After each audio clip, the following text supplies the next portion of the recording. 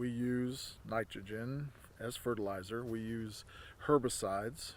One of those that we use, at home as well as on crops, not necessarily this pasture, but on crops, would be Roundup. And so what is the toxicity? Because people think chemicals are bad.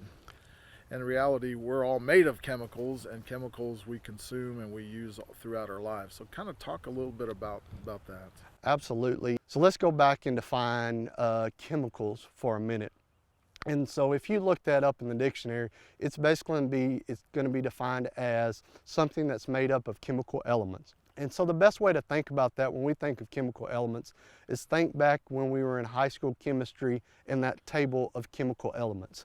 So let's just remember some of the things that are on there. And so one of the things we'll see on there is hydrogen. That's a chemical element. Another one's going to be oxygen. Well, what happens when we put the chemical element of hydrogen and oxygen together? We get water. And so in reality, everything out there is made up of chemicals, of chemical elements. So when people say it doesn't contain any chemicals, well, that's just not accurate. Everything contains chemicals in some form or fashion. And so the next thing we want to think about there is what's the potential toxicity of these different chemicals. And so you mentioned Roundup, or somebody would know that by the active ingredient of glyphosate. And so one thing that has been done in crop production, specifically when we think of corn production or we think of soybean production, they bred those plants to be Roundup resistant or resistant to the glyphosate. And what's very interesting about that is, first of all, that glyphosate is a very safe molecule when we look at it. But since that plant is resistant, Roundup will kill most other plants out there. So we can spray that field to kill any weeds or any unwanted grasses or broadleaf plants out there so that our corn or soybean can be more productive.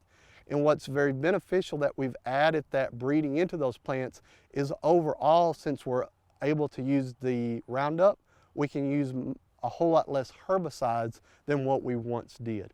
So that's a very positive aspect to me when we look at the industry and we look at plant breeding. So when we think about the pastures behind us here, we've talked about putting those plant nutrients, that fertilizer on that nitrogen, phosphorus, and potassium. But to help efficiency, we want the grass to grow. We don't want weeds to grow. And so sometimes we'll come in and spray these pastures with some type of a herbicide to kill those weeds so that we get more grass production and less weed production. That makes some people nervous. And so one interesting thing I think is important to look at is we want to look at the potential toxicity of these different herbicides or even insecticides that we may use from time to time. And so one way we can evaluate potential toxicity of a compound is looking at what we call its Ld50 dose. And basically what that means is at what dose does some animal need to consume this where potentially 50% of the population it would be fatal to for consuming it. So one thing I always like to do is actually have a slide where we can look at the potential toxicity of those different compounds. And one of them I'll put up there is caffeine.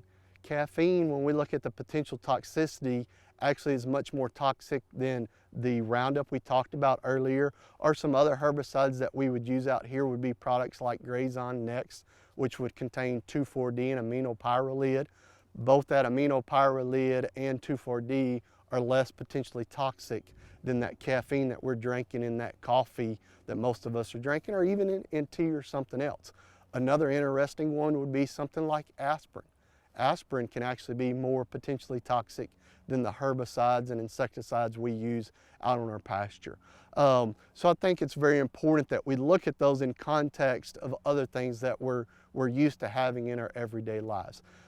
The key point I want to make here is it's not the compound itself that we have to worry about, it's the dose of that compound, and that's what's important.